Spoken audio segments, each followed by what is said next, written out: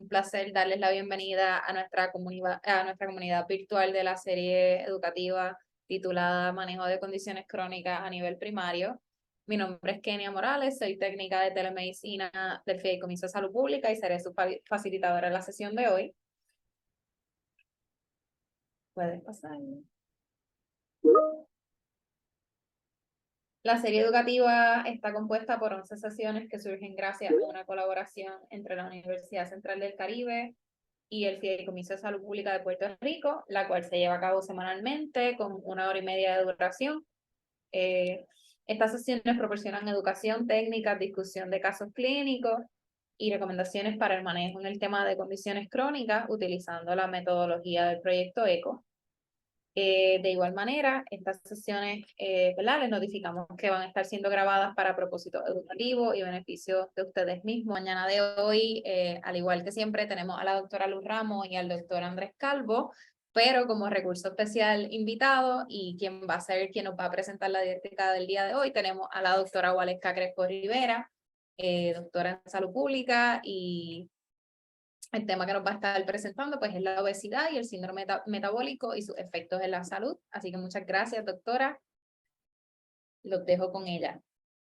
Buenos días a todos y a todos los presentes. Muchas gracias por esta oportunidad. Vamos a estar hablando un poco de la obesidad, del síndrome metabólico, qué es eso y cuáles son sus efectos en la salud. Lo vamos a tocar desde diferentes perspectivas.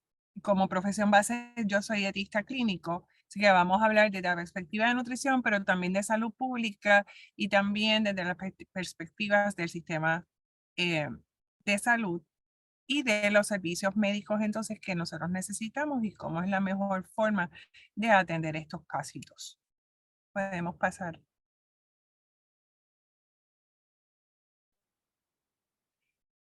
¿Qué es la obesidad y sobrepeso? Y cada uno de nosotros pues lo definimos diferente, ¿verdad? Y usualmente cuando empezamos a ver ese chichito por alrededor de la cintura, esa es como la primera señal de que, ups, o cuando el pantalón nos queda, que por más que nos acostemos y tratemos de estirar, no llega el botón al ojercito, ahí es que decimos como que cogí unas libritas. Pero ¿en qué momento estamos en sobrepeso y en obesidad? Pues se entiende que son la acumulación anormal, ¿verdad?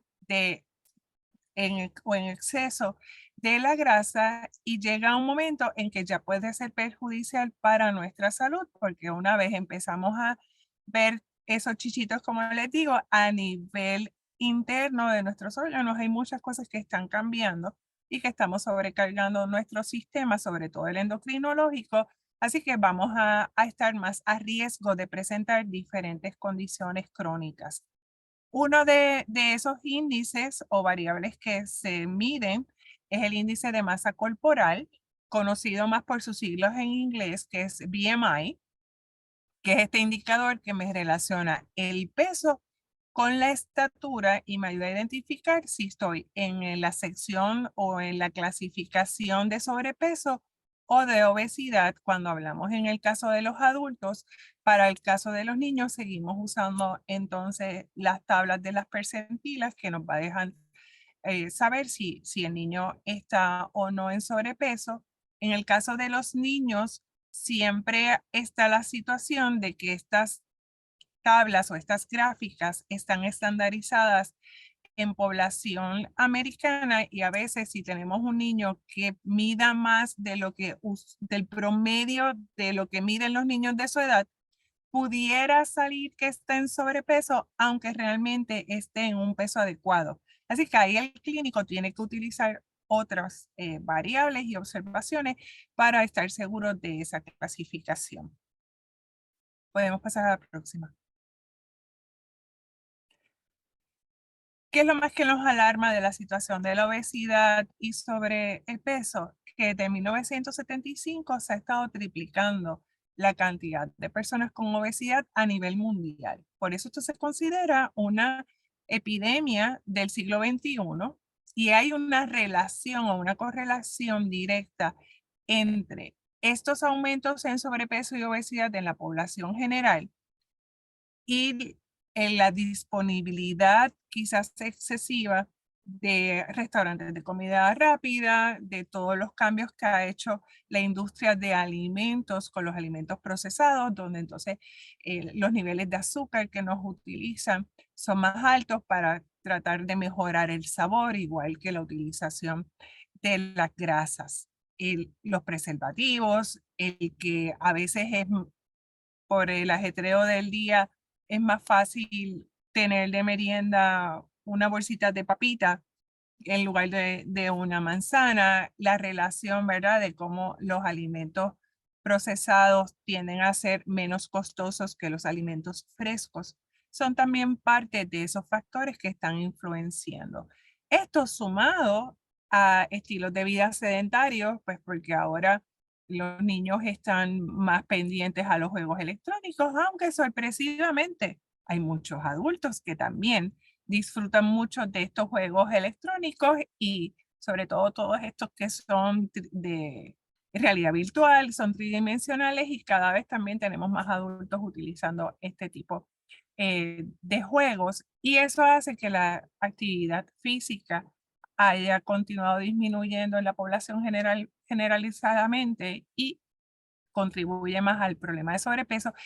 Y observémonos nosotros mismos a veces cuando estamos buscando un estacionamiento.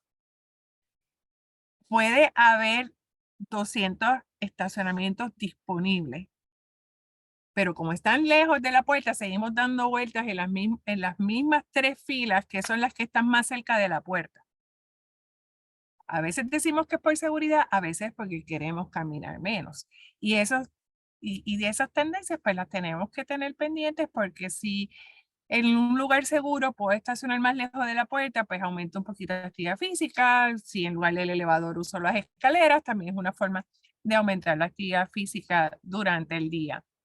Sí que en el 2016, y sabemos que pues, Puerto Rico, las estadísticas vitales tienen un atraso en su publicación, así que las tendencias lo que nos dicen es que hoy estos números deben ser aún más altos.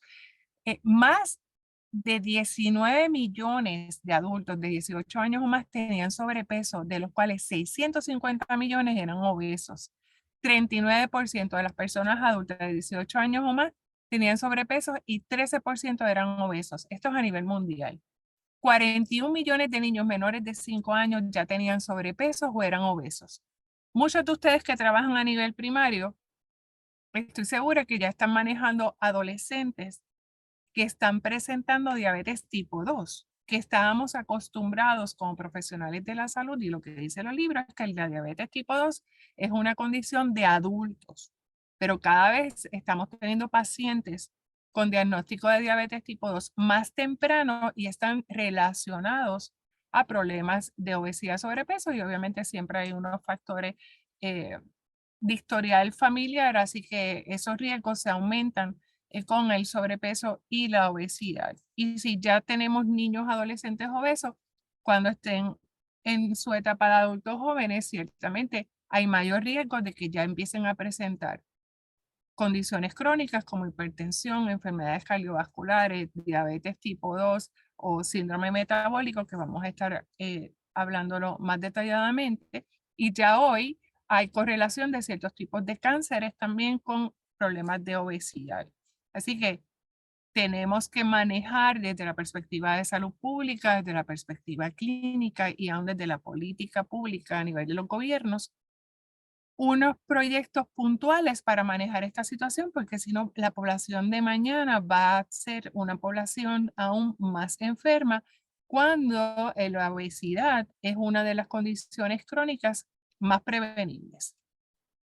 En el caso de Puerto Rico no somos la excepción. Ya para el 2019 se entendía que la prevalencia de obesidad entre los estudiantes de escuela superior estaba en 14.4%, y el 15.4% ya se encontraba en sobrepeso. O sea que 30 de cada 100 jóvenes no tienen un peso adecuado, ¿verdad? Para su edad y su estatura.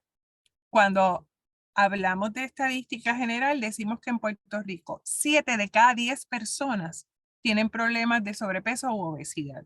Eso significa que básicamente en cada núcleo familiar, en cada lugar de empleo, en cada lugar que nosotros estemos, va a haber presente personas con un problema de sobrepeso y obesidad. O sea, esto es mucho más común de lo que a veces queremos reconocer como sociedad. ¿Qué se ha encontrado? Y esto fue en una de las encuestas que se hacen anualmente en las escuelas, que está influenciando en el caso de nuestros adolescentes a ese problema de sobrepeso y obesidad. Cerca del 30% establecieron que no participan en sesiones de actividad física, ni siquiera por 60 minutos una vez a la semana. Más de 20% ve televisión 3 horas al día. Aproximadamente 12% no come frutas o toma jugos sin azúcar añadida. Y más del 19% no consume ningún tipo de vegetales. Así que tenemos que manejar también los hábitos alimentarios. Y aquí una notita para todos. Los hábitos alimentarios nosotros no nacemos con ellos. Nos los van desarrollando nuestros cuidadores, sea papá, sea mamá, sean los abuelitos, sean los tíos, los padrinos. Y ese punto es neurálgico, porque si entonces empezamos a los nenes desde el añito, que a veces los vemos con los vasos de refresco, o lo que le estamos haciendo es que entonces a la leche le añadimos un anuncio no pagado, el famoso quick o de fresa o de chocolate, bendito, para que le guste más. Lo que estamos haciendo es desde una edad bien temprana sobre desarrollando ese gusto por las cosas o muy dulces o muy saladas, y eso va a influenciar entonces los hábitos alimentarios de ese niño o niña desde bien temprano. Y por eso es que algunos de nosotros decimos, ay, es que yo soy bien dulcero o bien dulcera, o a mí me gustan más las cositas saladas. Tenemos que ver cómo era que nos daban ese biberón, porque de ahí comenzó. Y obviamente los padres van a enseñarle a sus hijos lo que son sus hábitos alimentarios, y por eso esto lo tenemos que trabajar en términos de orientación y educación en salud desde muchos frentes, de diferentes formas para poder llevar el mensaje. Próxima.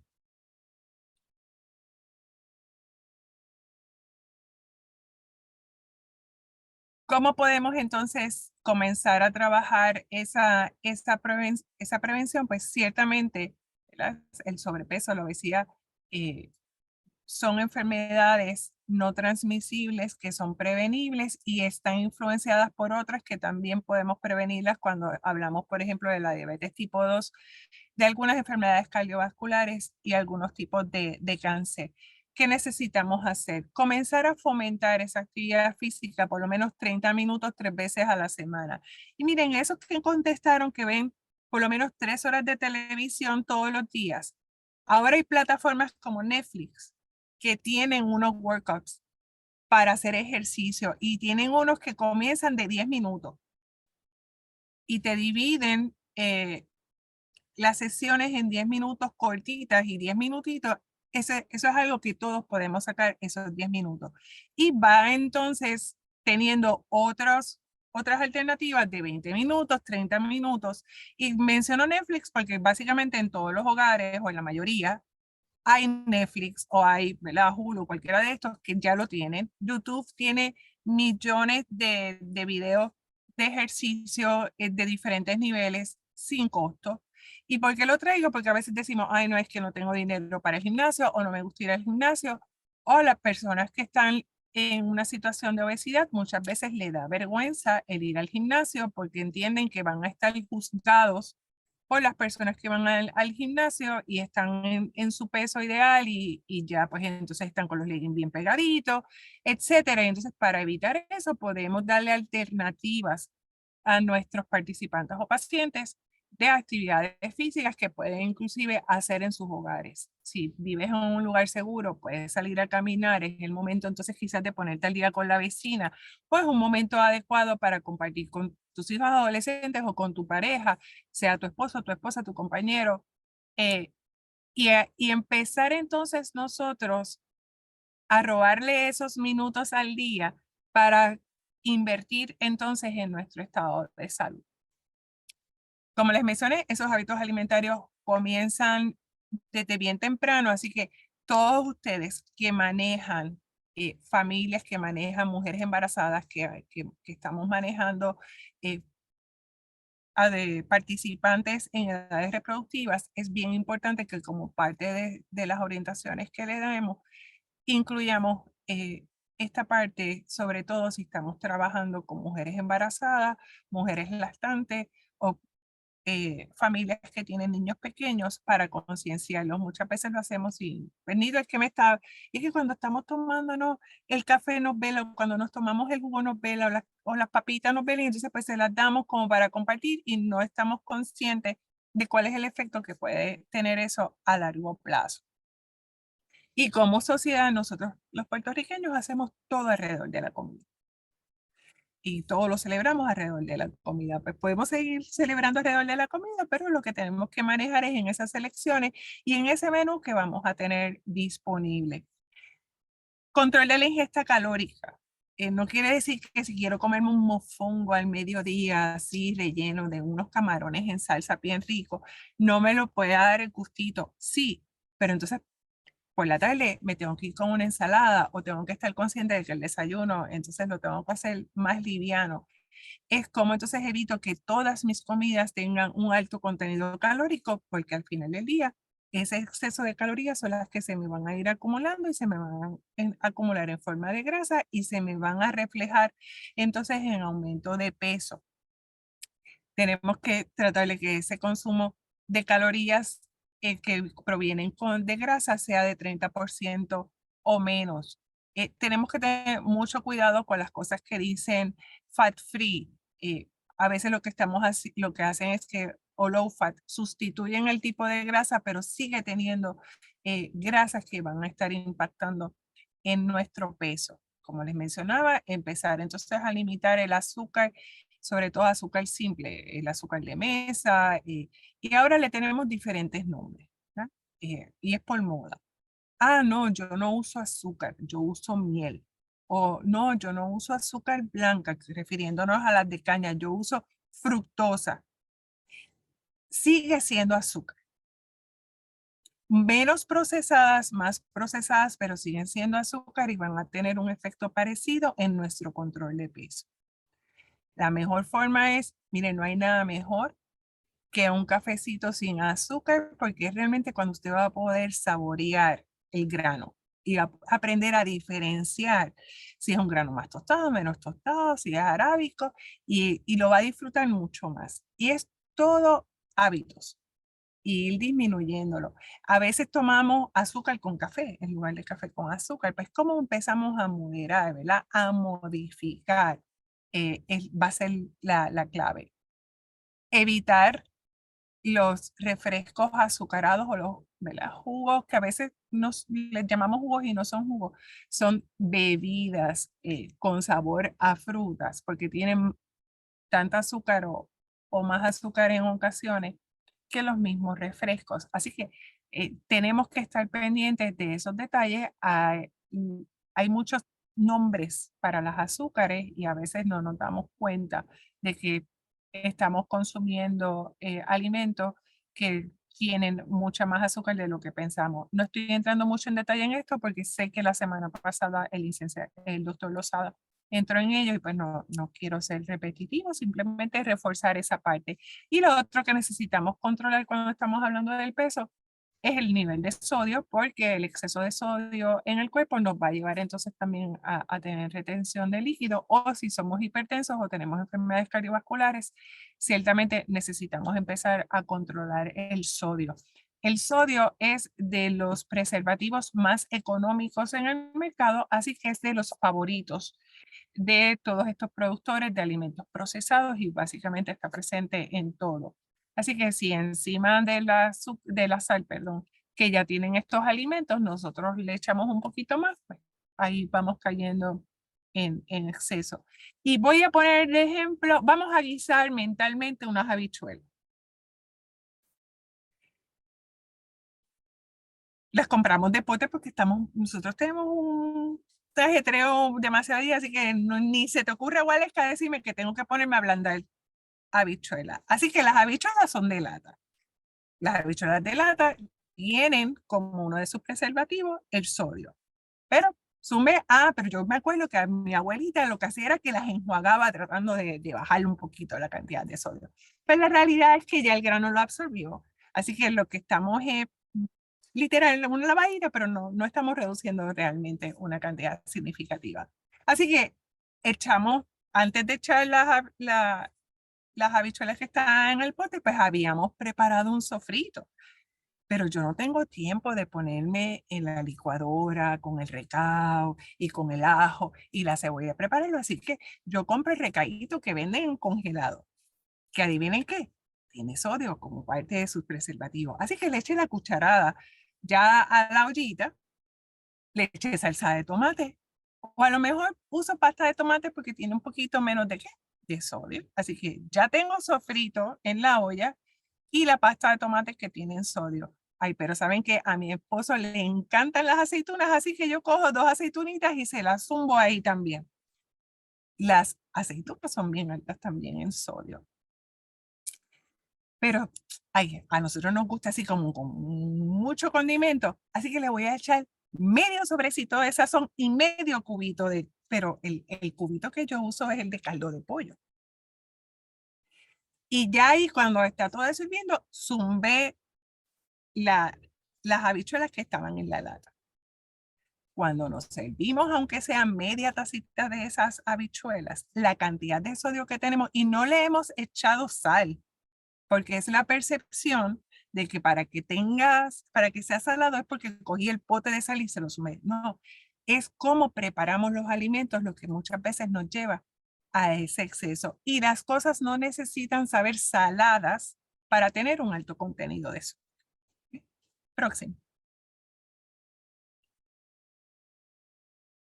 Y aquí está la tablita, ¿verdad? Del BMI, si usted está en 19 o menos, por debajo de 19, se considera que está en bajo peso. Usualmente, ¿quiénes están ahí? Atletas, de algunos tipos de atletas, porque si son atletas de alto rendimiento, si son atletas como los gimnastas o que hacen levantamiento de peso, tienen que tenerlo en consideración porque su nivel de desarrollo de masa muscular va a hacer que en la balanza reflejen un peso mayor y no necesariamente es por obesidad o por sobrepeso.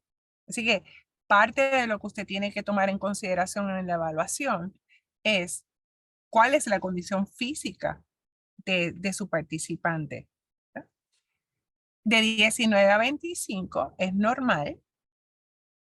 De 25 a 30 se considera sobrepeso y sobre 30 es obesidad. Dependiendo cómo clasifique su paciente o participante, pues entonces usted va a poder orientarlo. Aun cuando estemos en el peso normal, si tengo un 24, un 25, debemos orientar, reforzar positivamente porque estamos a un pasito. Y ahí después de unas navidades o del día de San Valentín, es bien fácil, ¿verdad? Moverse de un peso normal a un poco de sobrepeso. Mantener esos balances. Próxima, por favor.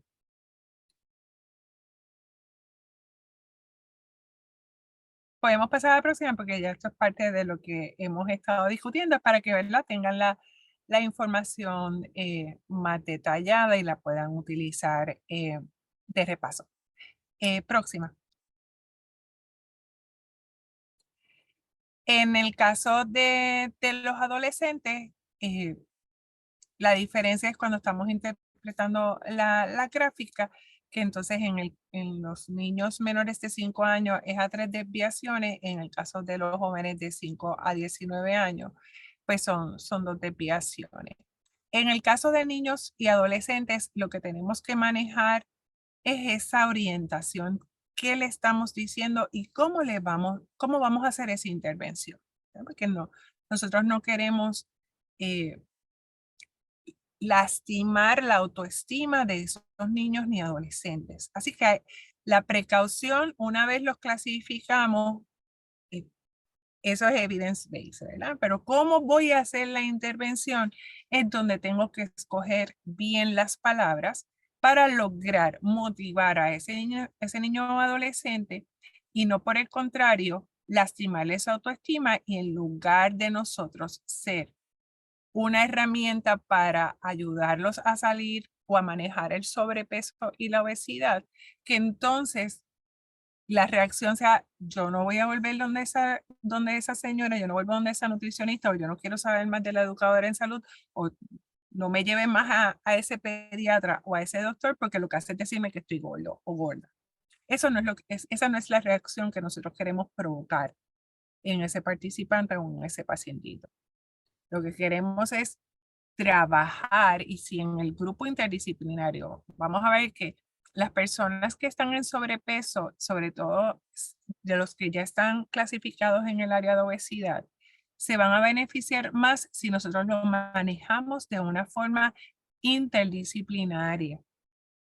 Si hay un psicólogo o una psicóloga en el grupo, pues entonces nos va a ayudar a llevar el mensaje adecuadamente, pero también trabajar con la parte de la autoestima y qué me está llevando a esta situación de sobrealimentarme. Bien importante como profesionales de la salud, nosotros también reconocer y manejar los bias que podamos tener. No todas las personas que están en sobrepeso u obesos es porque no se quieren, porque tienen una autoestima baja y porque lo que le encanta es darse atracones. Hay condiciones de salud que pueden llevar también a ello. Si la persona tiene desbalances hormonales, si la persona tiene problemas con su tiroides, ¿cuál es el medio ambiente? Además de situaciones clínicas, también podemos tener situaciones socioeconómicas. Si es una familia de un nivel socioeconómico bajo, a lo mejor aunque quieran comer frutas y vegetales frescos, no están accesibles. Y lo que hay accesibles entonces son alimentos procesados. ¿Cómo nosotros teniendo en cuenta esa realidad de nuestro paciente o participante podemos diseñar un plan de tratamiento que sea adecuado, que le ayude a controlar su peso, bajar de peso en los casos donde tengan que bajar de peso, pero empezar también a tener unos mejores hábitos alimentarios y unos mejores estilos de vida? Y en la medida en que lo podemos trabajar interdisciplinariamente, pues cada uno del equipo va a estar aportando desde su expertise las herramientas necesarias para poder dar seguimiento y lograr las metas. Es esencial. Si un paciente está en sobrepeso y necesita bajar 50 libras, por favor, en esa primera intervención no le digamos, fulanita, fulanito, tiene 50 libras de sobrepeso. Es bien importante que empecemos a manejarla. Así que para la próxima cita espero que haya bajado 10. Eso no es real. Nosotros, los hábitos alimentarios y los estilos de vida, no es como si fuera el switch el interruptor de la luz eléctrica en la oficina, de que lo prendo o lo apago. No, hay que manejar dentro de las circunstancias de cada uno esas herramientas para ir llevando poco a poco a un cambio constante y permanente de esos hábitos alimentarios y de esos estilos de vida. Por eso es que la gente se nos frustra mucho con estas dietas novedosas, ¿verdad? Hago Atkins o hago el intermitente o hago la que esté de moda. Y eso sí, voy a bajar. Eso fue como cuando con HCG que la gente bajó 20, 30, 40, 50, 60 libras. Tan pronto dejaron la dieta, que no era real porque era una dieta de 500 calorías al día. Tan pronto dejaban el medicamento y volvían a comer como normalmente se come, porque con 500 calorías ni un bebé. Entonces se iban en lo que se reconoce como rebote y ganaban no tan solo las que habían perdido en términos de libras de peso, sino que aumentaban aún más. Pues nosotros lo que necesitamos es establecer estrategias que vayan paulatinamente haciendo esas modificaciones y que la persona las pueda hacer parte de su diario y entonces es la forma de poderlo mantener en un peso constante y evitar lo que se llama el efecto del yo-yo. Entonces bajo 5 libras, aumento 10, vuelvo y bajo 3 aumento 6, porque eso también impacta el estado de salud de esa persona. Próxima.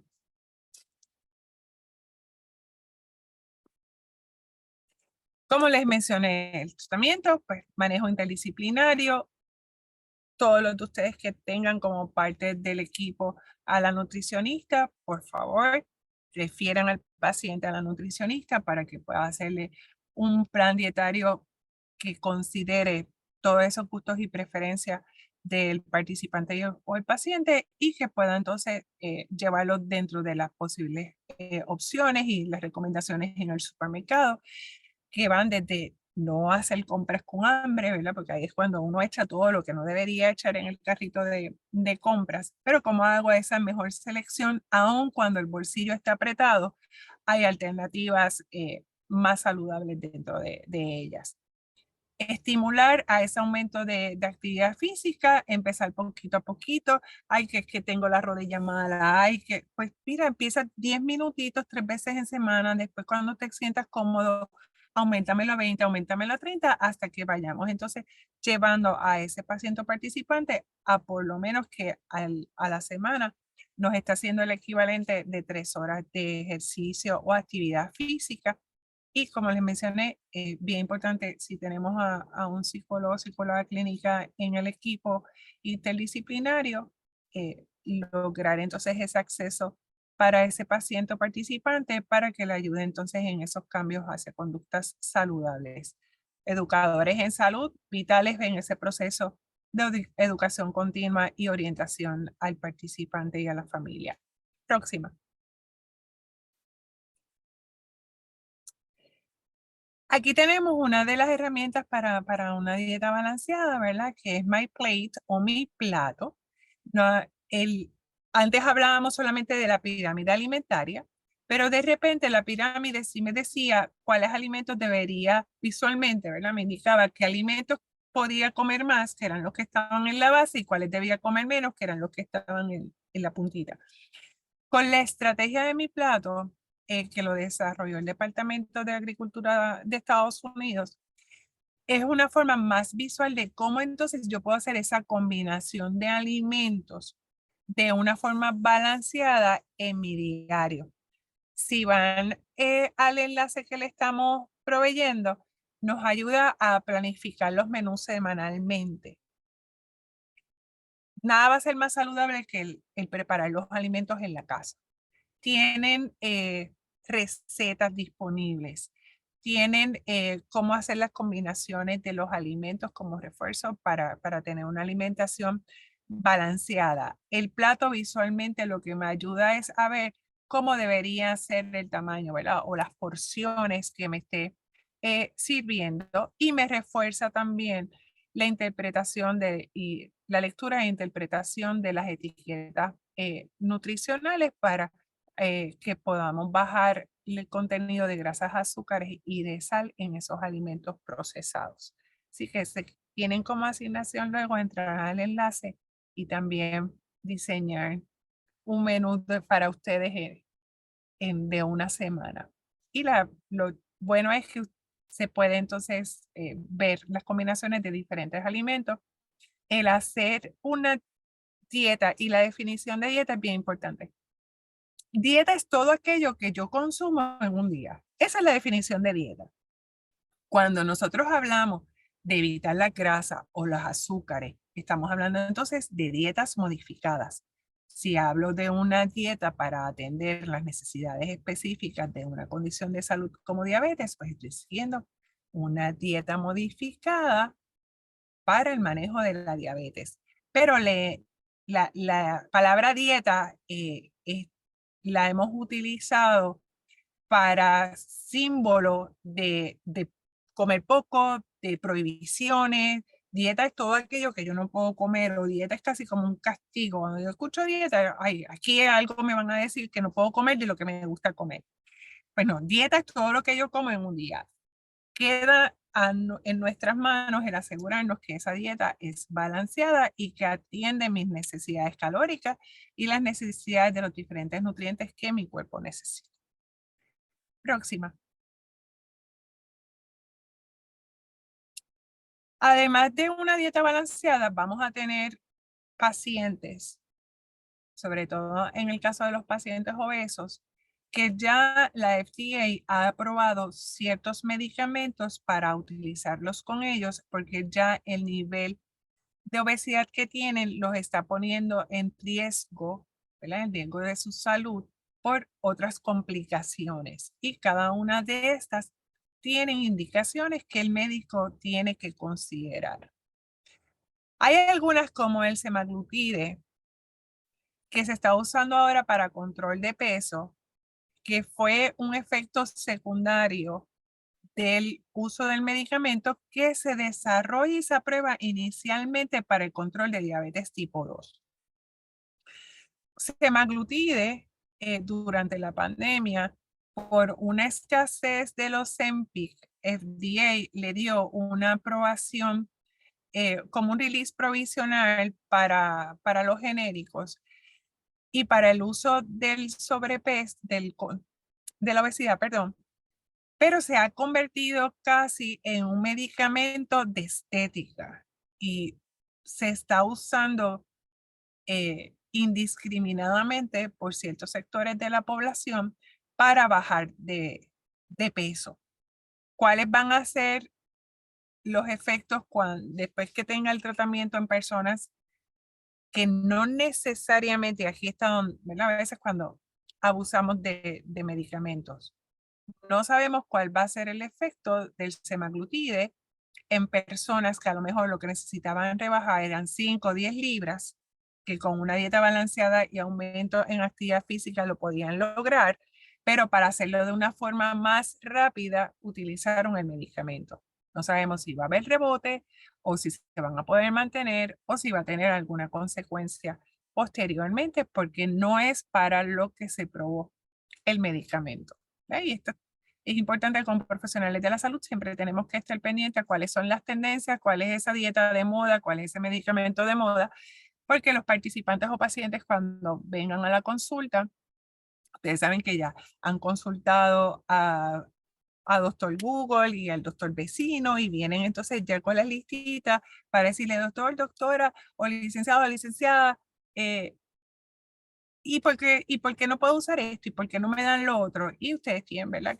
Que poder tener ese conocimiento para poder educar correctamente a su paciente o participante y ciertamente si sí caen dentro del grupo poblacional que se va a beneficiar de la combinación del medicamento con la dieta y la actividad física, lo tomen en consideración. Próxima. Para pacientes que están ya en obesidad, sobre todo en obesidad mórbida, sabemos que tenemos entonces entre las alternativas las cirugías bariátricas o procedimientos que conocemos como procedimientos bariátricos y hay diferentes. No todos los pacientes cualifican para cada uno de ellos, pero son alternativas que entonces el médico tiene que tener en consideración. Hay unas guías bien específicas que establecen cuáles son los pacientes que se van a poder beneficiar. Y más allá del beneficio en términos clínicos, tenemos que considerar la adecuacidad de ese paciente para este tipo de procedimiento. ¿Y a qué me refiero? Cuando una persona se va a someter a una cirugía bariátrica o alguno de estos procedimientos que vamos a ver a continuación, es importante que se esté siguiendo un equipo interdisciplinario, porque hay que hacer muchas modificaciones. Una vez se hace la cirugía o el procedimiento, hay muchos cambios a nivel del organismo. Algunos van a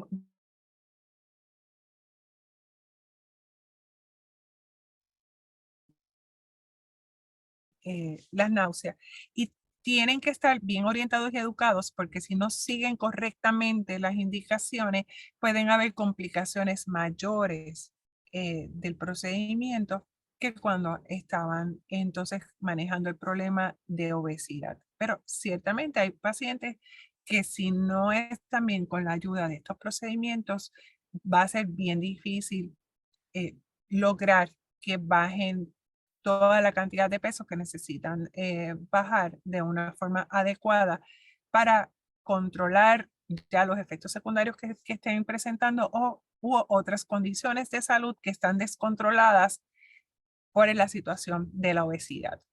Entre estos procedimientos están las gastroplastías. Aquí es esta grapita que pueden observar en la gráfica que se pone en el área del estómago y eso es lo que entonces nos limita, ¿verdad? El espacio que hay en el estómago y por ende nos vamos a llenar más rápido. No debemos nunca olvidar que el estómago ¿verdad? Es un músculo, así que si sigo forzando la cantidad que estoy consumiendo, pues eventualmente va a aumentar el tamaño. Pero la idea de este procedimiento es entonces que empezar a reducir la capacidad del estómago para que con menos cantidades de alimento tengamos esa sensación de llenura. Próximo. Las bandas gástricas ajustables se ponen laparoscópicamente y el efecto que van a tener es parecido al que está en la lámina. Próximo. Y el propósito de todos estos procedimientos es el mismo, disminuir la capacidad del estómago para que entonces te llenes más rápido. En la gastrostomía hay una reducción quirúrgica de ese estómago de aproximadamente un 80%. Ya estos son casos de obesidad mórbida bien extremas cuando se toma la decisión de hacer este procedimiento. Son pacientes que después se van a quedar con muchos problemas de absorción de nutrientes, así que va a haber que suplementarlos consistentemente. Próximo. Y la derivación biliopancreáticas con cruce duodenal, que también es una extracción de parte del estómago y se une directamente entonces a gran parte del intestino delgado. También son unos casos muy particulares, más severos, y luego el participante necesita mucha suplementación porque hay problemas de absorción y hay otras condiciones de salud que pudiera desarrollar que necesita monitoreo. Próximo. Aquí vamos a hacer una dinámica, ya ¿verdad? Hemos estado hablando de diferentes herramientas, sabemos cuáles son las consecuencias del sobrepeso, la obesidad, hablamos de que 7 de cada 10 personas en Puerto Rico tienen problemas de sobrepeso o obesidad, pero todos nosotros que estamos conscientes de que necesitamos hacer una dieta balanceada, hemos tenido esta circunstancia de no medio tiempo de desayunar en casa, pero de camino está el fast food, entré por el Servicarro y dentro de lo que vi en el menú, seleccioné lo que yo entendía era lo más saludable. Así que vamos a hacer esa práctica dentro del menú que le vamos a presentar. Escojan los alimentos que ustedes entienden que no van a pasar en la combinación de calorías de todos ellos de 500 calorías. Escriban en el chat su menú y cuando digamos ya, envía su respuesta al chat y vamos a ver quién logra diseñar ese menú que no se pase de las 500 calorías para el desayuno. Podemos comenzar con la próxima. Vamos a ir viendo las alternativas en el chat. Ok. La alarma para asegurarme de que había llegado a este momento, a esta parte del ejercicio. La avena que nos tenemos ahí como una opción, tiene 320 calorías. Algunos me pusieron solamente la avena, pero sabemos que con algo acompañamos la avena, pero ahí, ¿sabe que ahí tiene 320? Hay que considerar cómo va a ser ese cafecito. El café americano, recuerden que debemos hacer un desayuno balanceado, que con el cafecito solo no, ¿verdad? Nos va a faltar. En el caso del café americano, si no le echamos azúcar, tiene 0 calorías. En la combinación de la avena y la manzana, vamos a tener 320 calorías de la avena y 15 de las manzanas. Así que ahí vamos a tener unas 335 calorías. En el latte americano y la avena tenemos 320 de la avena y en el caso del latte, si el latte es pequeño, van a ser unas 110 calorías. Si es mediano, son 160 calorías. Interesante esta combinación de care. La avena tiene 320, tiene los 15 de la manzana y con el agua ahí hicimos una muy buena combinación. En el burrito de salchicha, y aquí se van a sorprender, tiene 310 calorías. Tiene 10 calorías menos que la avena, porque en ese lugar la avena le echan azúcar y el contenido y el tipo de leche que utilizan es regular, así que por eso tiene un poquito más de calorías. Y el café americano habíamos dicho que tenía cero. Si vamos a comer todos, como alguien indicó, pues les digo rapidito cuáles son las calorías que tenemos por ahí. Del egg muffin tenemos 310 calorías, igual que el burrito de salchicha son 310, 320 de la avena, del muffin de blueberry, tenemos 440 calorías. Los cafés, dependiendo cuál escojamos, ¿verdad? Podemos ir desde 0 calorías, como es en el café americano, hasta 260 en el French Vanilla pequeño, ¿verdad? Porque si escogemos más grande, van a ser más. Los smoothies que están súper de moda y pensamos, no, pues si son frutitas con agua y unos sitios no le echan azúcar. Los smoothies son 240 calorías en el tamaño mediano, que es el que están viendo en la figura. 240 el de strawberry, 250 el de mango, pero la cantidad de azúcar que tienen es bien significativa.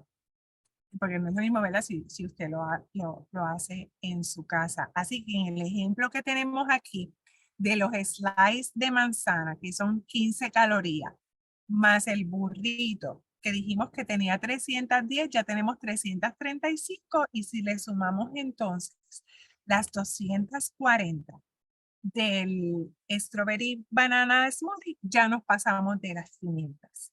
Y probablemente nos vamos a quedar como con hambre o a media mañana, ciertamente, porque no va a ser algo que nos va a sostener mucho por la cantidad de azúcar que van a tener. El ejemplo de la avena con el café negro sin azúcar y sin leche está balanceado, eso no va a pasar de las 340. Café con avena se mantiene. El sándwich de huevo son los 310 y el café pues va a depender, ¿verdad? El tipo de café que seleccionemos. Como vimos, algunos nos pasamos, otros no, pero la mayoría no, nos mantuvimos ahí. Pero estoy segura que es un ejercicio que de primera instancia se ve más fácil de lo que realmente resulta ser. Y todos estos lugares de comida rápida comenzaron, ¿verdad? En cumplimiento esto fue una legislación federal que los obligó a poner las cantidades de calorías en sus menús para que las personas pudieran hacer mejores selecciones. Hubo un momento dado que ellos pusieron en el servicarro y dentro de sus establecimientos los menús y al lado de las calorías, que eran bien chiquititas. Eso les provocó a mucho una reducción de sus ventas. Así que cambiaron la estrategia, colocaron nuevamente sus menús con letras grandes y entonces te tienen un barcode o una dirección de internet donde entonces uno accesa para ver cuáles son las calorías, ¿verdad? O la información nutricional de esos alimentos que ellos venden. ¿Cuál es la probabilidad de que si usted tenga el cervical, cuando le toca el turno, y estos cervicarros sabemos que esto es, ¿verdad? En su mayoría, esas excepciones son bastante rapiditos, ¿cuál es la probabilidad de que usted en el cervicarro pueda entonces entrar al enlace y empezar a ver todo el menú y decidir en ese momento qué voy a seleccionar, porque voy a seleccionar lo que menos calorías tiene? Pues, no es muy real, ¿verdad que no? Esa es la importancia entonces de nosotros poder planificar. No quiere decir que si estoy en un rush, no pude comer, tengo hambre, tengo que comer, voy a ir a uno de estos lugares. Es como entonces nosotros nos ponemos eh, en contacto con esa información antes de ese momento. Y hacemos este tipo de ejercicio. Hay algunos que ahora tienen unas formas más sencillas de uno poder ver y entonces nosotros tener esa conciencia, ¿verdad? De que no necesariamente porque parezca saludable va a tener menos calorías. Por eso fue la intencionalidad de tenerle la opción de la avena junto con el burrito de salchicha y el sándwich de jamón, queso y huevo. En este caso, esa avena tiene 10 calorías más que los otros dos. Pero es para que tengan una idea. Espero que les haya gustado la dinámica. Podemos pasar a la próxima, a menos que haya alguna duda o comentario sobre el ejercicio.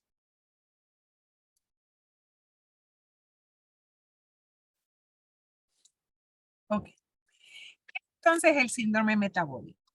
Hemos estado hablando de sobrepeso, de obesidad.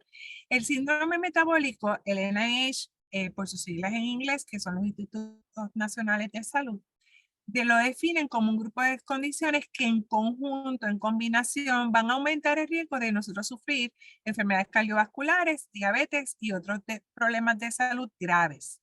Alrededor de 1 de cada 3 adultos en Estados Unidos tiene síndrome metabólico y no está diagnosticado. Y este también se conoce como síndrome de resistencia a la insulina. Próximo. Y esto es un poquito, ¿verdad? Lo que puede estar influenciando en ese síndrome metabólico. Ciertamente factores ambientales o factores externos como es el fumar, es uno de los factores de riesgo, la obesidad, el exceso de consumo de grasas, el estrés, el no dormir adecuadamente, obtener apnea del sueño, van a ser factores de riesgo. Van a haber factores de riesgo genéticos, como pueden ser historial familiar de diabetes en la familia o de enfermedades cardiovasculares en la familia. Y definitivamente la nutrición, el estrés, la falta o la poca actividad física son factores determinantes en la posibilidad de desarrollar síndrome metabólico. Como estamos viendo, pues básicamente lo que estamos diciendo es que esa estadística de 7 de cada 10 personas que tienen obesidad o sobrepeso en Puerto Rico porque tienen pobres hábitos alimentarios en algunos casos, porque estamos con poca actividad física y tenemos estos otros factores, pudieran estar entonces padeciendo de síndrome metabólico sin estar diagnosticado. Próximo.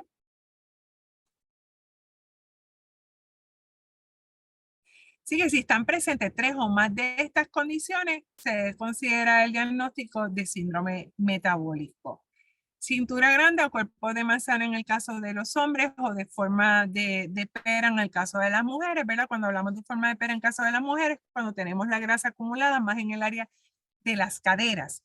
En el caso de los varones se describe como forma de manzana porque la grasa se acumula más en el abdomen.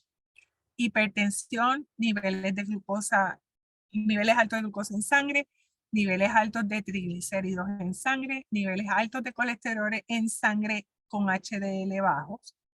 Acantosis pigmentosa. Esas personas que nosotros vemos que en el área de atrás del cuello tienen un área sombreada más oscura o debajo de las axilas, debajo en la parte de atrás de las rodillas. En algunos se les puede presentar también en la parte donde dobla el brazo o en el área de los codos. Esa sombra que como negra, vamos a ver una foto ahorita, es una de esas señales. Apnea del sueño, historial familiar de diabetes mellitus, el haber tenido diabetes gestacional y ser hispano es uno de esos factores de riesgo. Así que los clínicos tienen que tener esto en consideración cuando tenemos un paciente que a lo mejor nos está refiriendo cansancio y nos está refiriendo que tiene otra sintomatología que como que no la logramos clasificar en un diagnóstico específico, debemos pensar en síndrome metabólico. Y cuando estamos manejando pacientes obesos, pacientes de sobrepeso, también deberíamos estar pensando que concomitantemente pudiera estar padeciendo de síndrome metabólico. Próximo.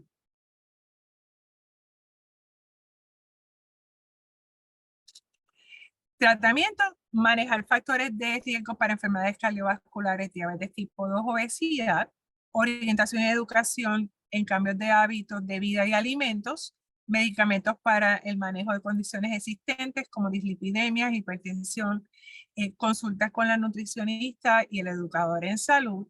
Yo soy fiel creyente de los equipos interdisciplinarios para el manejo de condiciones, sobre todo en salud en general, pero en condiciones crónicas, definitivamente eso hace la diferencia.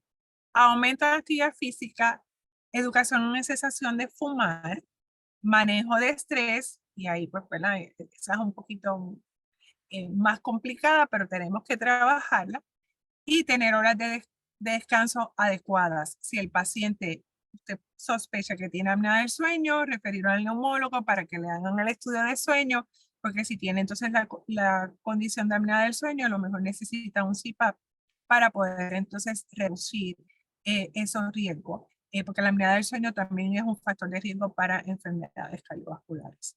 Próxima.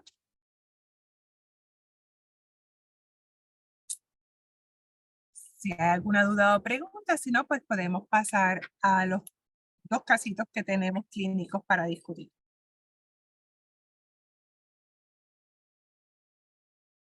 Muchas gracias, doctora Crespo. Si tienen alguna duda o pregunta y quieren abrir el micrófono y compartirla o, ¿verdad?, algún comentario, ahora es el momento.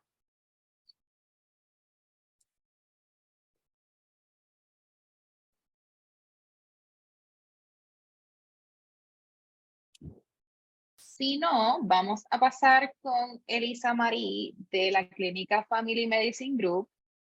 Aprovecho para agradecer a esa misma clínica, la Clínica Family Medicine Group, ya que ellos brindaron el caso clínico que se va a leer en el día de hoy. Y ¿verdad?, eso nos emociona mucho. A las otras clínicas que les habíamos hecho mención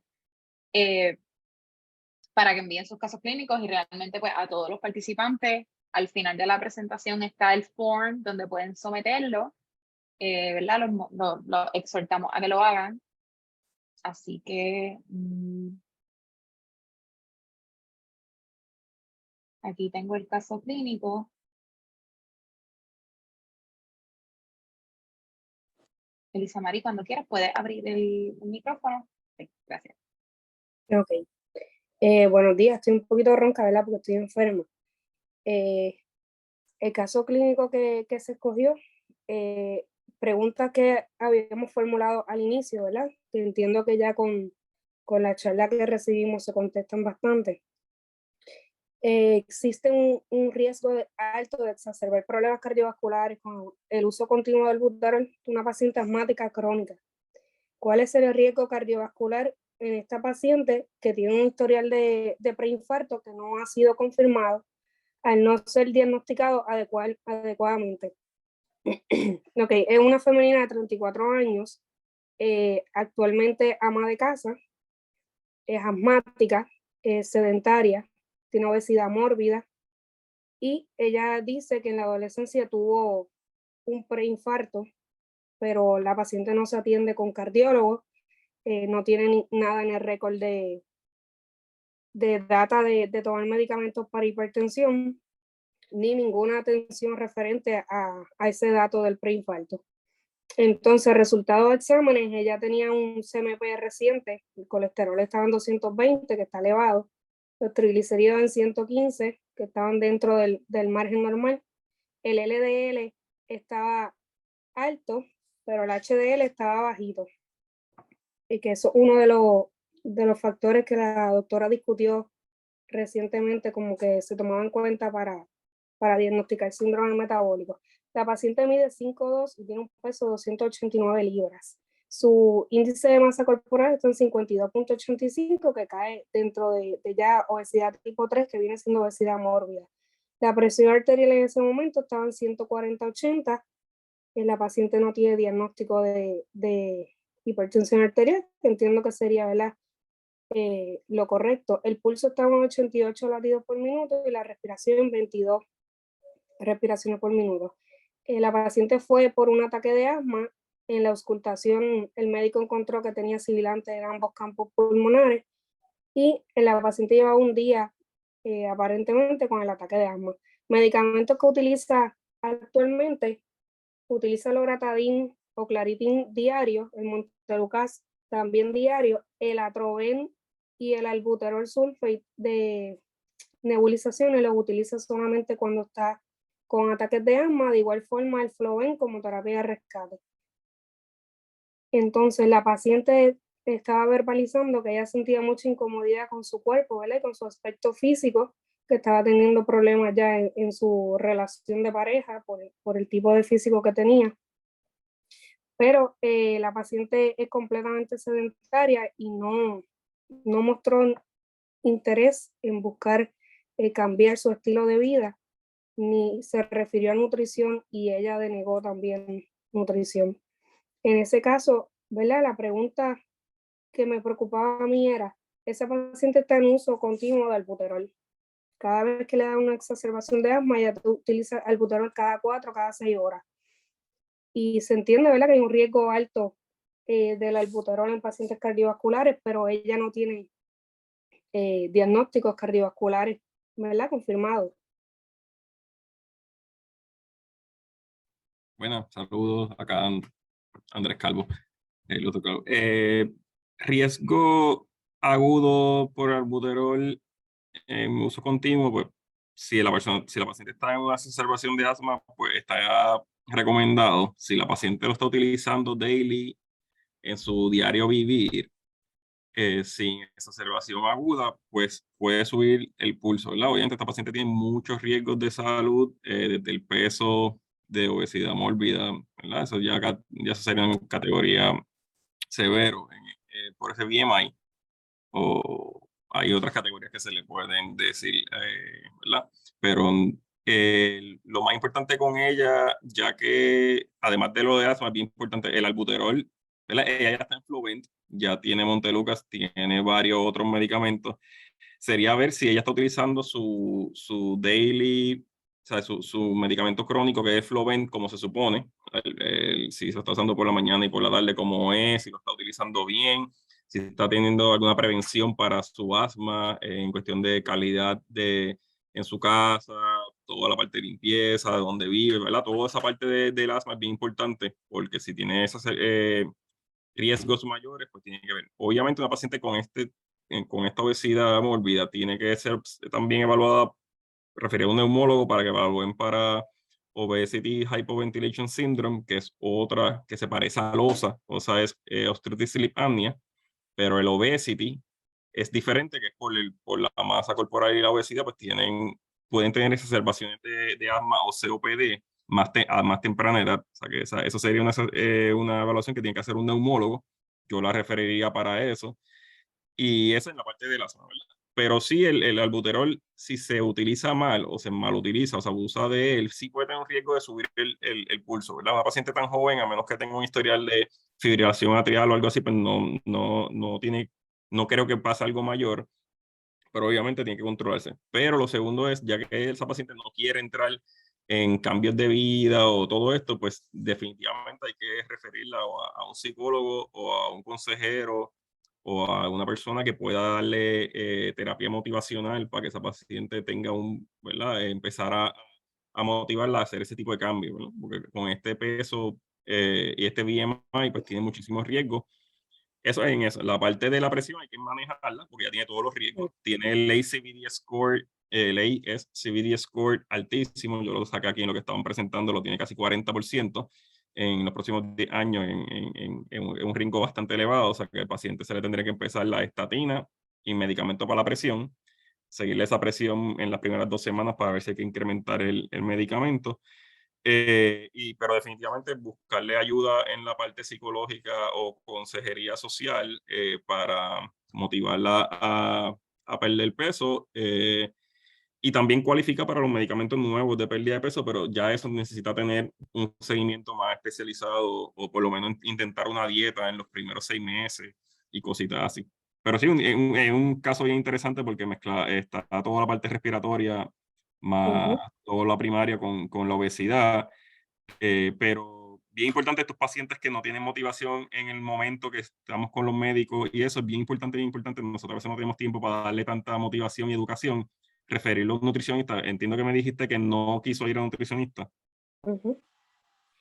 Pues ahí para el psicólogo, ¿verdad? El psicólogo, consejero, lo que tengan disponible para ver, porque quizás puede ser malentendimiento, también tienen a veces malas experiencias previas que quizás dicen, mira, la dieta no me funciona a mí, o yo no puedo hacer la dieta que me mandaron, por lo que habíamos hablado, que habló el nutricionista económico. la vez pasada, ¿verdad? El costo de la nutrición y eso, pues, y lo que dijo la doctora Crespo, que no tanto es dieta, sino es comer más saludable. ¿Verdad? La gente lo que habla de dieta se va en ese mundo de dietas bien especializadas, o lo que se ve en Instagram, en Facebook, o lo que venden y son carísimas. Y pues esa parte. No sé si la doctora quiere mencionar algo de lo de nutrición y dieta en esta paciente. Lo trabajó bien completo. Estoy de acuerdo con lo que trajo doctor Calvo. Ahí ciertamente la parte emocional de motivación es lo que vamos a tener que comenzar a trabajar primero, porque si ya rechazó otras ayudas que son como las ayudas inmediatas para manejar lo del peso, pues ya quizás pudiera estar hasta en unas etapas tempranas de depresión por la misma situación, y eso entonces hace que todas las opciones las va a ver como no viables. Entonces tenemos que manejar esa parte emocional para poder entonces encauzarla en la parte clínica. Sí. En la parte del asma, que se me olvidó mencionar, es bien importante lo de Flovent. Si esa paciente ¿verdad? Tiene una asma crónica, hay que ver si es leve, moderado o severa, ¿verdad? Eso hay que hacerle los estudios de los PFTs con un neumólogo. Pero independientemente, muchas personas no utilizan bien el Flovent y están acostumbradas a utilizar el albuterol para cualquier cosa. Y no es lo ideal. Lo ideal es que utilicen el Flovent 2 inhalaciones en la mañana y 2 en la tarde, todos los días, que no sea cuando se sientan mal. Y eso es bien importante, porque en Puerto Rico tenemos la manía de los puertorriqueños de no utilizar estos medicamentos bien. Lo utilizamos cuando me siento mal o cuando veo en la noticia que hay mucho polvo. Ah, no, hoy hice Flovent, pero se supone que está todos los días, hasta sábado y domingo, no fallar, 2 veces al día. Eso yo creo que yo nunca he tenido un paciente que lo haga así, pero la idea es que nosotros tenemos la educación a que se haga de esa manera y eso es prevención de exacerbaciones. Porque definitivamente si sigue utilizando el albuterol de mala manera, pues sí puede tener otras complicaciones.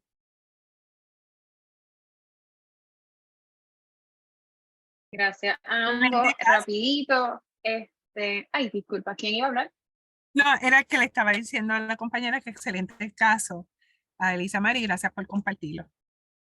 Sí, muchísimas gracias. Rapidito, antes de pasar a los últimos anuncios, sé que estamos un poco pasaditos de tiempo, queremos escuchar rápido si la doctora Ramos, que es psicóloga, tiene ¿verdad? Algún insight en desde su área de expertise.